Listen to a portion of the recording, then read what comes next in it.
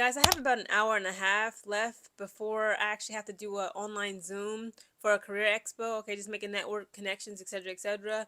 And honestly, this topic has been on my mind since like last week when I was in Kalahari for that work conference. And I wanted to talk a little bit about it because this is actually ridiculous. I want to talk about a professional basketball player. He's American. He's an American black man by the name of Jared Shaw. Okay, now Jared Shaw, quick rundown, is he went overseas to play basketball professionally, of course, for Indonesia. That's the country he went to. And he got caught with I believe, like 132 pieces of cannabis. Now, if you don't know anything about Indonesia, just know that drugs are very bad, okay? They do not play about their citizens doing drugs, having drug possessions, or of course selling drugs. Okay, now this man was caught with allegedly he was caught with 132 pieces of cannabis candies or gummies, right? So of course he immediately gets arrested. He is now facing the death penalty, guys. Yes, we have clearly learned nothing from Brittany Griner and her situation when she was being held hostage in a prison labor camp in Russia.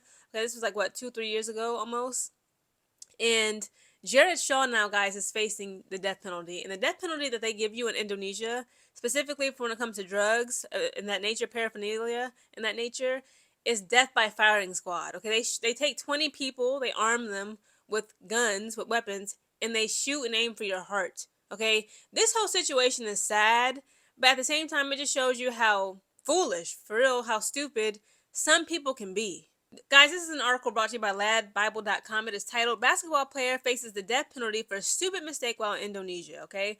And it reads, a U.S. basketball player is potentially facing the death penalty after he was discovered with $400 worth of drugs at his apartment.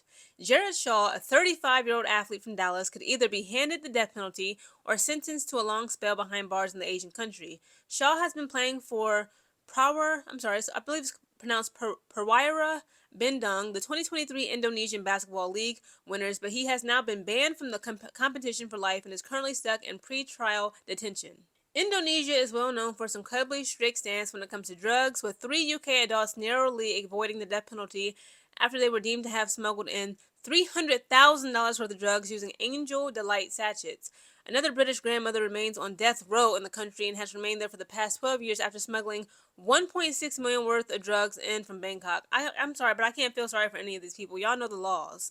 The laws are very clear. Okay, they said it's to the point that when your plane lands in Indonesia, because they have such strict, harsh death penalty type laws against drugs, either the abuse of drugs, the trafficking of drugs, having drugs in your possession. Once your plane lands in Indonesia, the freaking pilots, the freaking flight attendants will tell you, hey, if you have anything on you that's like drug related in any manner, just leave it on the plane. And as soon as you leave the plane and you go into the country, everywhere you go, even in English, they have signs that says drugs equal death penalty. Like, come on, guys. I don't feel sorry for anybody at this point. However, in Shaw's case, it was just $400 worth of cannabis gummies that saw him initially arrested, something he claims he takes to ease the symptoms of Crohn's disease. My goodness. He told The Guardian, I use cannabis as a medicine. I have an inflammatory condition called Crohn's disease that's incurable. There's no medicine apart from cannabis that stops my stomach from aching. Shaw lives in Thailand during the off season where cannabis has been legalized, but he suggests that health reasons spurred him to import 132 gummies to Indonesia earlier this year, and what proved to be a stupid mistake. He has spent the last 5 months in detention, and his contract with Perwira Bindung was terminated almost immediately after his initial arrest. But he suggests that his mistake shouldn't warrant such a severe punishment. Shaw added, there's people telling me I'm about to spend the rest of my life in prison over some edibles. I've never been through anything like this. In the first 2 months after his arrest, he was at the lowest point in my life and in a really dark mental place. The 6'10" forward is hoping that he can continue his basketball career, but still hasn't been given a court date and is forced to share a cramped prison cell with a dozen other men. He concluded, what they consider drugs, I consider medicine. It's just different cultures. I don't use it to have fun and go party. With my stomach condition, sometimes it's hard for me to keep food down or go to the toilet. It just soothes the pain a little bit. Stephanie Shepard, director of advocacy at Last Prisoner Project, which campaigns for the release of people in prison for cannabis-related offenses, said, Jared's case is not an isolated incident.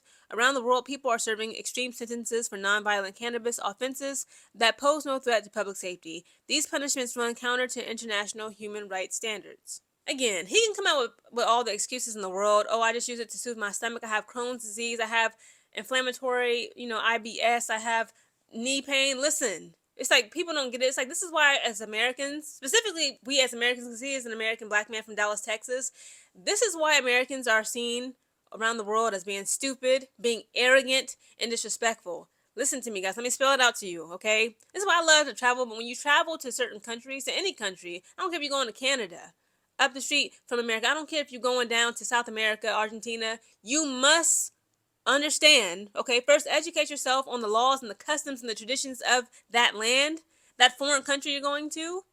Understand the laws and then obey the laws. It does not matter. This is why I don't feel bad for Jared Shaw, even though I ain't gonna lie.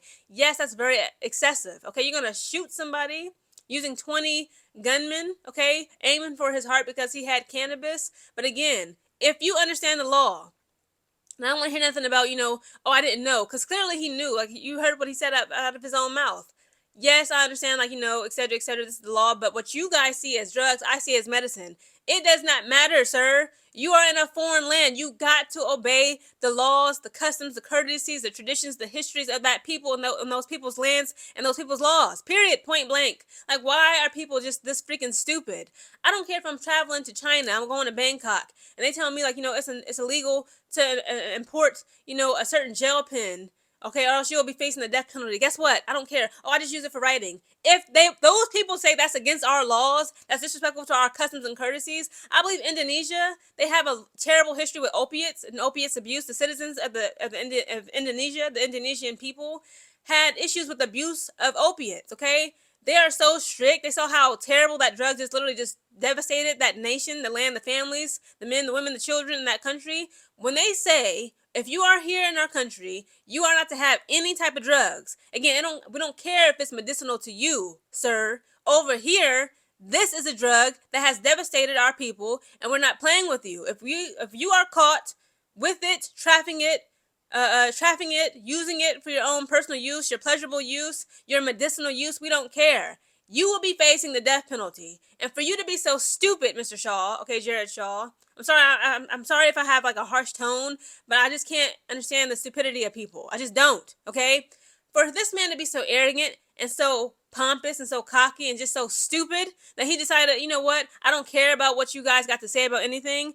I don't care what y'all have to say. This is my medicine. This is not my, drug. And he did it anyway, knowing full well, he knew full blown well what the consequences would be. And now he wants to like sit up here and, beg the president, beg us to help him. His mom was on the news crying about it. It's like, Mom, I'm sorry, but you raised a freaking fool of a son. Your son is a goddamn idiot, okay?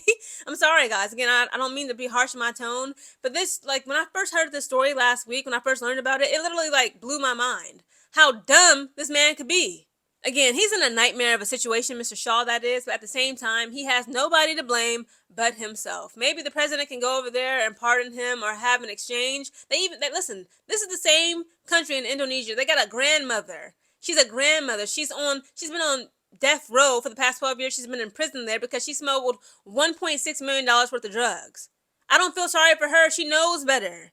You knew better, ma'am. And now you have this man. They said, oh, it was just $400 worth of edible cannabis gummies. It doesn't matter. It's a drug to these people. You should have respected these people's laws, respected their customs, their traditions, their history, respect their culture, and not fool around with drugs, period. I don't care if it's for your knee pain, your IBS, your stomach hurts, your tummy hurts. So what? Boo-hoo.